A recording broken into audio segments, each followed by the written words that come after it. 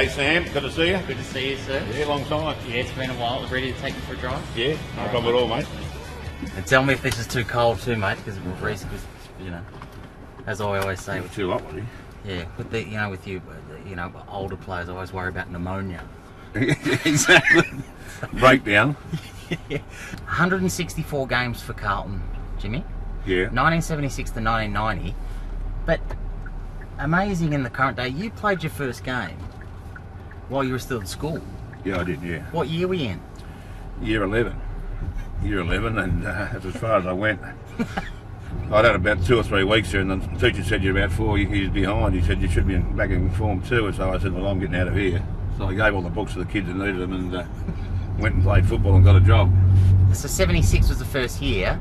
Of course, the greatness and the iconic team of 1979, that's still 3 years away, Jimmy. What do you remember about those first couple of seasons at Carlton? Well, we had a pre-season trip over in Fiji, and I actually broke my neck. A freak accident over there. We dived in the swimming pool at the wrong end and smashed my neck.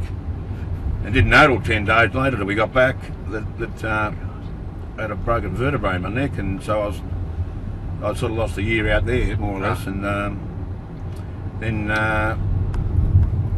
played a fair few games in reserves and kicked a few goals in the preliminary final in '79, and Wes came out and grabbed me and brought me back to the game, watched one of the finals, and he said, watch this, he said, you're going to be playing next week in the final.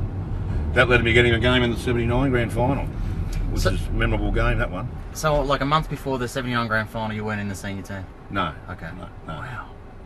Mate, a couple of urban myths about Jimmy Buckley that if you'd just like to just get on the record, because I grew up not believing that this was true. Did you or any of the Carlton blokes during the game in your career ever look at the scoreboard to check the race results? No doubt. No doubt. No doubt. We get, especially Waverley, because you could watch the last race on coming up at 3/4 time. And if you had the quaddie going, well, it was very important to us. Reece and I had a quaddie going there one day, and Parker was giving us a big spray, and we're trying to watch the race. We got the quaddie going. He said, "You're not even concentrating, Buckley, or Reece Jones." Did you get it? Yeah, we ended up getting, yeah. Oh, well, and won the game too, which was good. All's well that ends well then, Jimmy. How was David Parkin for you? Oh, he's a great coach, Parker, yeah.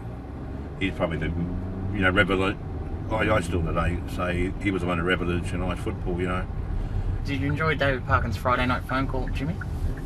The 9 o'clocker, yeah. 9 o'clock? Yeah, 9 o'clock. At least you'd be home by then, wouldn't you? Yeah, we'd be home or have a recording to say I was asleep or something like that. How easy to coach for you, Jimmy? Probably you wouldn't want me, no. No, I'd put it this way, I'd like to get back what I got fined over the years. Of course, you went into coaching post-career, Jimmy. Yes. Yeah, I ended up at North Ballarat. Yeah.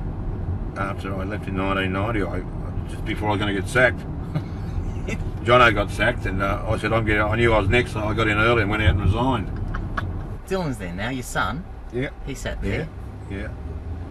Yeah, he's... Who's a better player? I hope Dylan becomes a better player, yeah. Look, he's... I was probably lucky. I'm playing with I played with a super team, and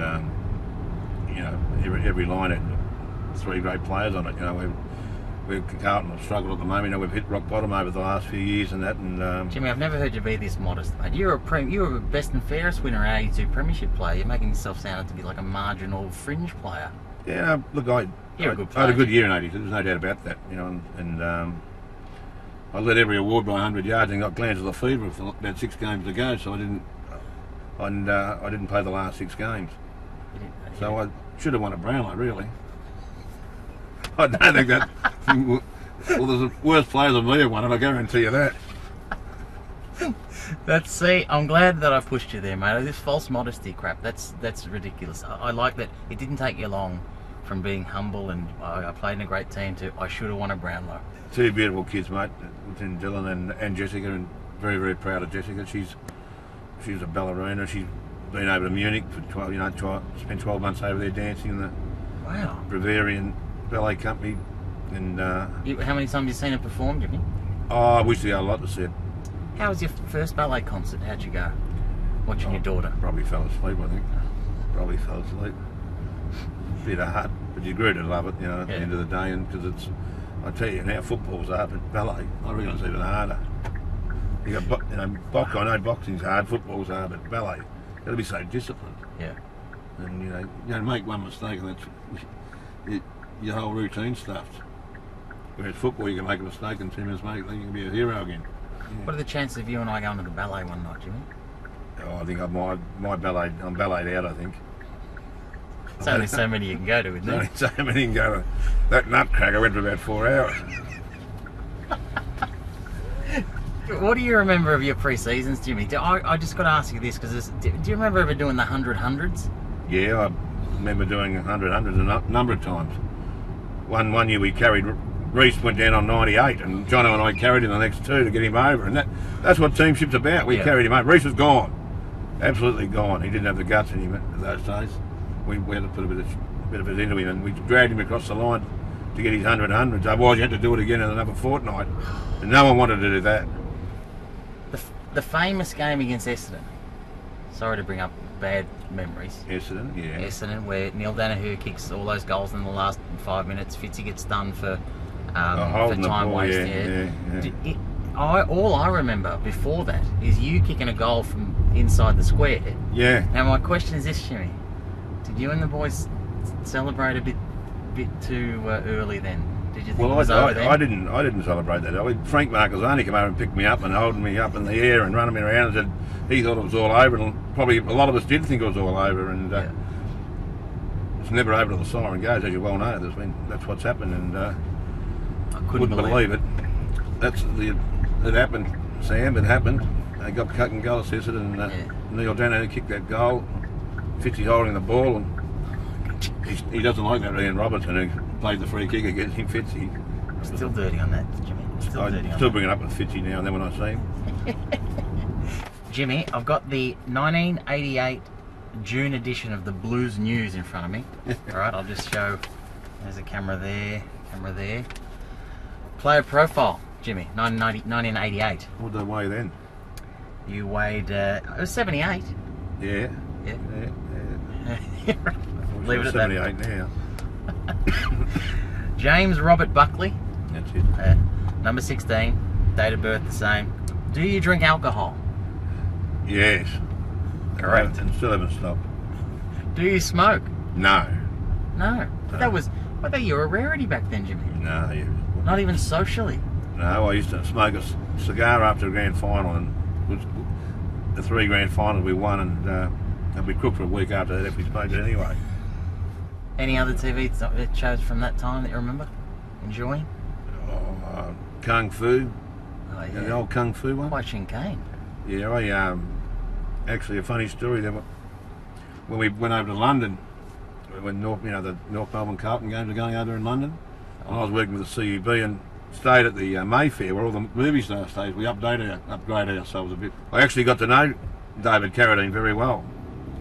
We got on the pitch for about 4 days over there. And I tell you one thing, he wasn't walk on rice paper when we finished on the drink with persons. He drank a bottle of that Jameson whiskey. Yeah. And his wife had to carry him to bed. But he left a note for me to come over and stay at his place in Los Angeles when we got over there. But I've never had time to sort of catch up with him. But I had his phone number and rang him a few times. And I rang him one night when I was up at Ballarat. These guys didn't believe that I knew Kung Fu. I got him on the phone. He called me Big Footballer, and I called him Kung. Well, these blokes nearly fell off their stools on that. Big Footballer? Yeah, Big Footballer. I sent him a lot of videos over. He loved the game, actually. Oh, yeah. When you're in London with David Carradine, who's in the shout? There was Percy Jones, got Tom McDonald, David Carradine, who's at Kung Fu, his wife, and myself. In this little bar at the Mayfair. I was ready for anything today, Jimmy. I was ready for anything. But that one I did not see coming. No. You and David Carradine. Yeah. Big Footballer. Yeah, he loved me. Yeah. Got on very, very well together. Mate, thank you so much for doing that. It was a privilege and an honour, and just thank you for everything. Good on you, Sam. Lovely to be here. Anything for Carlton, you know that. I do know that. David Carradine.